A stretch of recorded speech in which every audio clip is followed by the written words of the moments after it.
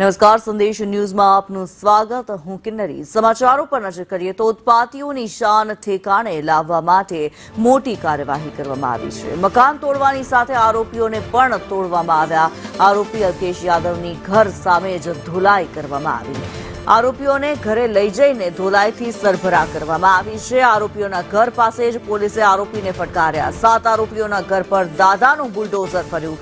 દાદાઓની દાદાગીરી સામે દાદાનું બુલડોઝર ફરી વળ્યું. અમદાવાદના વસ્ત્રાલ કેસમાં આરોપીઓના મકાન તોડી પાડવામાં આવ્યા છે. ડર ફેલાવનારા ઘર વિહોણા થઈ ગયા છે. ખોખરામાં આરોપી શ્યામ કામલેનું મકાન તોડી પાડવામાં આવ્યું. અમરાઈવાડીમાં રાજવીરસિંહ બિહોલાનું મકાન તોડી પાડવામાં આવ્યું.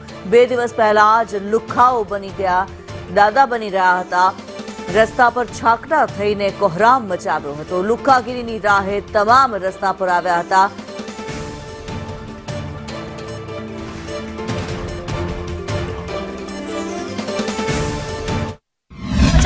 તેમાંથી જે આરોપી છે રાજવીર બિહોલા તેને પોતાના નિવાસ સ્થાને લાવીને પોલીસ દ્વારા તેને દંડાવારી કરવામાં આવી રહી છે, માર મારવામાં આવી રહ્યો છે, જેથી કરીને એક ચોક્કસ શીખ આપવામાં આવે અહીંયા અને જેથી કરીને આવનારા ભવિષ્યમાં આ પ્રકારના લુખ્ખા તત્વો છે, જે ગુંડાઓ છે, તે કોઈ પણ પ્રકારની જે ખાસ કરીને આવું ગુંડાગીરી ન કરે તેનો ચોક્કસ ઉદાહરણ છે તે બેસાડવા માટે આરોપીને લઈને પોલીસ અહીંયા આવી છે અને પોલીસ છે કે જે અત્યારે હાલ આરોપીને માર મારી રહી છે અને ખોખરા ખાતેના તેના જે ખાસ કરીને ખોખરા ખાતે પણ નિવાસ સ્થાને આરોપીને પહોંચીને આ જ પ્રકારે દંડાવારી પણ કરવામાં આવી હતી અને તે જ રીતે જે અમરાઈવાડી ખાતેનું જે નિવાસ જે ગેરકાયદે બાંધકામ હતું તેને તોડી પાડવામાં આવ્યું હતું ને તેને શું क्या कहोगे? लोगों को डराया, क्या कहना है? लोगों को डराया था, मारपीट की थी. पता चला જોઈ શકાય છે કે અત્યારે આરોપી છે કે જે અત્યારે મોઢું છુપાવી રહ્યો છે, એટલે કે આરોપીને લઈને પોલીસ છે તેના જે નિવાસસ્થાને પહોંચી, ગેરકાયદે બાંધકામ હતું ત્યાં પહોંચી અને ત્યાં તેને જે માર મારવામાં આવ્યો, દંડાવારી કરવામાં આવી અને ખાસ કરીને એક ચોક્કસ શીખ જે છે તે આવા સામાજિક તત્વોને મળે કે તે હવે લોકોને ડરાવે નહીં, ધમકાવે નહીં, તે માટે પોલીસ દ્વારા કડક કાર્યવાહી કરવામાં આવી. कैमरा पर्सन मनीष वाणे साथे आयुषी याज्ञिक, संदेश न्यूज़, अमदावाद.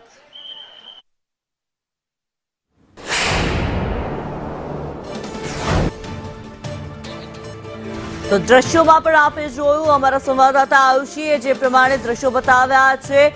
પિટાઈ કરવામાં આવી, ધોલાઈ કરવામાં આવી. જે આરોપીઓ કોહરામ મચાવી રહ્યા હતા, જેમણે ઉત્પાત મચાવ્યો હતો, રોડ રસ્તા પર રાખેલા વાહનોમાં તોડફોડ કરી અને હવે જે દ્રશ્યો સામે આવી રહ્યા છે તેમની ધોલાઈ કરવામાં આવી રહી છે.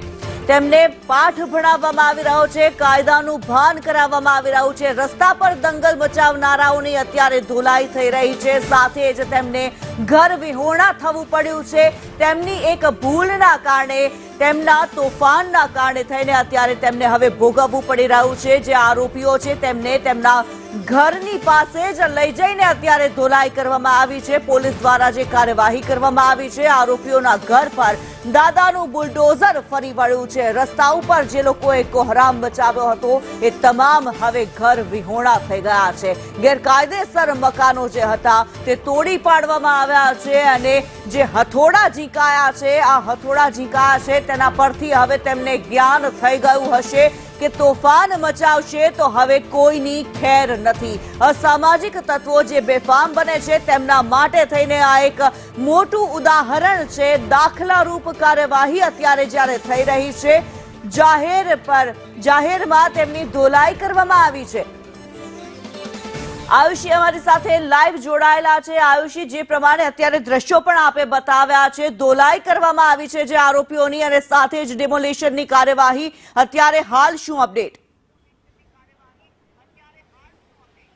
બિલકુલ કિન્નરી, જે રીતે હોળીના દિવસે રાત્રે આ અસામાજિક તત્વોએ જે વસ્ત્રાલ વિસ્તારમાં આતંક મચાવ્યો અને ત્યારબાદ પોલીસ દ્વારા જે આરોપીઓની અટકાયત કરવામાં આવી અને જે 7 જેટલા આરોપીઓ છે કે જેમના ગેરકાયદે બાંધકામ ઉપર દાદાનું બુલડોઝર છે તે ફરી વળ્યું અને સાથે જ પોલીસ દ્વારા પણ આરોપીઓને પોતાના નિવાસસ્થાને લઈને આવવામાં આવ્યા અને ત્યાં તેમને મેથી પાક ચખાડવામાં આવ્યો, દંડાવારી કરવામાં આવી, જેથી કરીને એક ચોક્કસ ઉદાહરણ છે તે પૂરું પાડી શકે કે જો આ પ્રકારે સામાજિક અસામાજિક તત્વો દ્વારા આતંક મચાવવામાં આવશે, જો આ પ્રકારે તોફાનો કરવામાં આવશે, લોકોને ડરાવવા ધમકાવવામાં આવશે તો તેમની સામે આવી જ કાર્યવાહી થશે, તેમની આ જ પ્રકારે કડક કાર્યવાહી કરવામાં આવશે અને તેમને દંડાવારી કરવામાં આવશે તેવું એક ઉદાહરણ છે તે પૂરું પાડવામાં આવ્યું. 3 જેટલા આરોપીઓ છે જે ખાસ કરીને જે અમરેવાડીમાં જે રાજવીર બિહોલા છે કે જેનો ગેરકાયદે બાંધકામ એએમસી દ્વારા તોડી પાડવામાં આવ્યું અને ત્યારબાદ જે ખાસ કરીને પરિવાર છે તે પણ જ્યારે પોતાના જે પુત્રને બચાવવા માટે જે અહીંયા આનાકાની કરી રહ્યો હતો ત્યારે તે સમય દરમિયાન પોલીસ દ્વારા પરિવારજનોની પણ અટકાયત કરી લેવામાં આવી છે અને આજે રાજવીર બિહોલાનું આ જે ઘર છે ગેરકાયદે બાંધકામ જે કરવામાં આવ્યું હતું તે ગેરકાયદે બાંધકામ છે તે પણ અમદાવાદ મ્યુનિસિપલ કોર્પોરેશન દ્વારા તોડી પાડવામાં આવ્યું છે અને જે અમરેવાડી વિસ્તારની અંદર જે કોર્પોરેશનની સાથે સાથે પોલીસનો પણ અહીંયા ખડકલો જોવા મળી રહ્યો છે, પોલીસ બંદોબસ્ત છે તે અહીંયા ચુસ્ત જોવા મળી રહ્યો છે અને આખી પોલીસ છાવણીમાં વિસ્તાર ફેરવાઈ ગયો હોય તે પ્રકારના દ્રશ્યો સામે આવ્યા છે. 3 જેટલા આરોપીઓને પોતાના નિવાસસ્થાને લઈ જઈને અને તેમને આ પ્રકારે મેથી પાક ચખાડવામાં આવ્યો સ્થાનિકો અને પરિવારની સામે, જેમાં રાજવીર બિહોલા છે, અલ્કેશ યાદવ છે અને જે શ્યામ જે છે તે ત્રણેયને પોતાના નિવાસ સ્થાને લઈ જવામાં આવ્યા હતા અને આ પ્રકારે તેને મેથી પાક છે તે જ ખાડવામાં આવ્યો, જેથી કરીને જે સર્વિસ છે પોલીસ દ્વારા તેમની કરવામાં આવી અને એ જે પ્રકારનો ડર, જે પ્રકારનો ખોફ તે લોકોએ હોળીના દિવસે રાત્રે વસ્ત્રાલ વિસ્તારમાં સ્થાનિકોની સામે ઊભો કર્યો હતો, તલવારો લઈને નીકળી પડ્યા હતા. આ આખી ઘટના બાદ પોલીસ એક્શન મોડમાં આવીને આરોપીઓની અટકાયત કરી લીધી છે અને આરોપીમાંથી જે 7 જેટલા આરોપીઓના ગેરકાયદે બાંધકામ ઉપર એએમસીનું જે દાદાનું બુલડોઝર છે તે પણ ફરી વળ્યું અને હવે આ પ્રકારની કોઈ ભવિષ્યમાં ઘટના ન સર્જાય તે માટે પોલીસ દ્વારા જે કડકમાં કડક કાર્યવાહી છે કરવામાં આવી રહી છે. જે પોલીસ કમિશનર છે તે પોતે પણ જે ડિમોલિશન જે જગ્યાએ થઈ રહ્યું હતું, જે આરોપીઓનું ઘર હતું ત્યાં પોતે વિઝિટ કરવા આવ્યા, તેમણે સમીક્ષા કરી અને હાલ પ્રશાસન એક્શન મોડમાં છે ને જોઈ શકાય છે કે પોલીસ બંદોબસ્ત પણ અહીંયા બિલકુલ ચુસ્ત જોવા મળી રહ્યો છે.